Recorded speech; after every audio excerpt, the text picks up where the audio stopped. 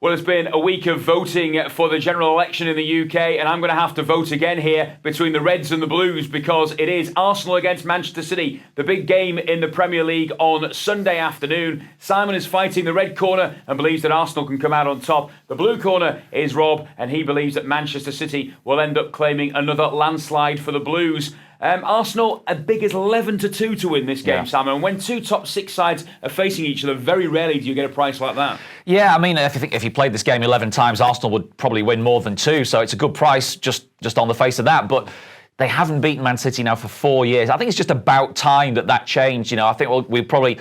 Arsenal will look at this as a good game to possibly turn that fortune around. We've seen Everton need a big game to get their fortunes back on track. They did with the win against Chelsea. Man United have just beaten Tottenham and Man City back-to-back because they needed that big game to galvanise themselves. And this is a great opportunity for Arsenal to do just that. If you look at the way Man United played against City as well, I think Arsenal will adopt a similar approach, try and use the pacey players they've got to attack them on the counter-attack. City still don't defend as well as they probably should do or did do last season. And also don't discount the fact there's no Sergio Aguero for City in this game. He's been an absolute gunner's killer in the last few years. He scored 10 goals in his last 12 appearances against Arsenal, so they'll be mightily relieved that his name won't be on the team sheet this weekend. I think that's a fair assessment, to be quite honest, in terms of Sergio Aguero. We've had a blue landslide this week already. Many people probably expecting another one, and City to win this comfortably, Rob. Yeah, I think 21-10 on is not a bad price for Manchester City. They're better than Arsenal. They're third in the table. A lot's been made about City's defence and their struggles this season because they are 14 points behind Liverpool.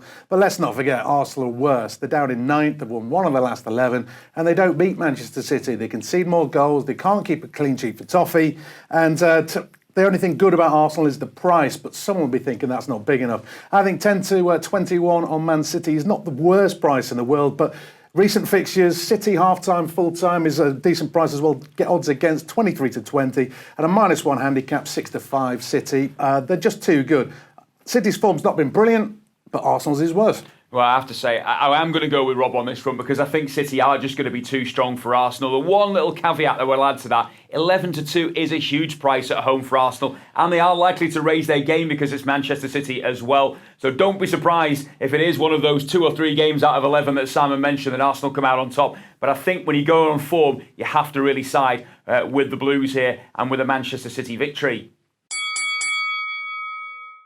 We're going to have a look now at potential player bets and, of course, Arsenal relying heavily on the front players of Lacazette and Aubameyang in recent weeks to get the goals. Is this where you're looking, Simon? Yeah, but I'm going to go a little bit away from those two and look at Nicolas Pepe. You know, he finally found his shooting boots, didn't he, against West Ham last time out in the Premier League. I think he's a player that could really hurt Manchester City if there are those spaces that we saw Man United exploit. So I'll be looking at Nicolas Pepe. 4-1 any time is a much better price than you'll get on either of than Alexander Lacazette or Pierre-Emerick Aubameyang. Just for another player angle on this one, I'd look at the bookings market and look at one particular Manchester City player to get booked in this one. It's Bernardo Silva. I'm not sure what's happened with Bernardo Silva this season, but he's actually been booked in his last 2 Premier League matches that he started, and 4 of his 10 Premier League starts this season have seen him yellow carded. He's a massive price at 15-2 to pick up a yellow card in this game, and I think he'll have to do a lot of tracking back to help his fullback out in this one too. Interesting. What about Manchester City? What stands out in terms of player bets? Obviously no Aguero, so they're maybe going to look to Jesus to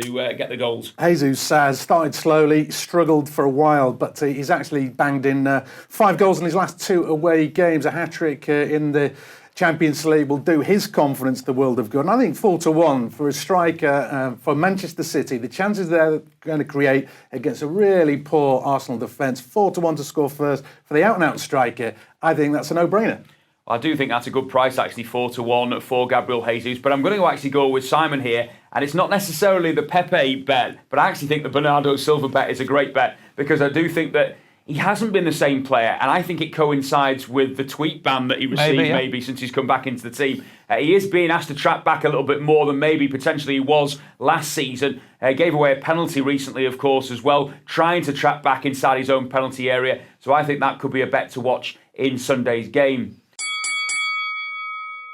We're going to have a look at potential long shots now, or certainly value bets in terms of Sunday's match. Starting off with Arsenal, the home side. Simon, what have you gone with here? Yeah, I'm going with a corners bet here, Warren. I think this has got the potential to be quite a high corners game. A lot will depend on who scores the first goal. I think if Arsenal can get the first goal, and we have seen Man City recently conceding the first goal in matches, it means that they chase the game. And when they chase the game, they flood forward, they get out wide, they're trying to get cutbacks to the edge of the box or into the penalty area. It creates a lot of corner opportunities. There were 19 corners overall in the Manchester derby, which followed that same pattern. City always chasing the game. City got 16 of them. I think there'll be a lot of corners in this game if Arsenal get the opening goal. So I'll be looking at maybe even over 15.5 corners in this one, which is 7-1. Okay, well, that's a corner suggestion. Where are you looking at, Rob? Well, I've got a couple. Obviously, Man City the favourites, so you're not going to get that much massive prizes back in City in any kind of victory. But to win by 2 goals, 14-5. Last 5 matches, 2 of them have been 3-0.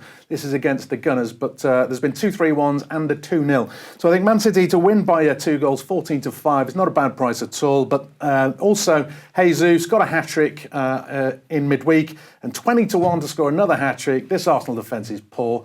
I think that's a decent shout, 20-1. Okay, well, they are the suggestions. I do like the corner shout. I think that could quite easily come off, but I'm going to edge towards Rob here because I think that City will win by 2 goals. I just cannot see Arsenal's defence holding them at bay. Even without Aguero, I think they've got too much firepower, and it would appear as though it's going to be another win for the Blues this week. So that is our thoughts. Let us know what you think as well on the big game on our social media channels. And make sure, of course, that you subscribe to our YouTube channel.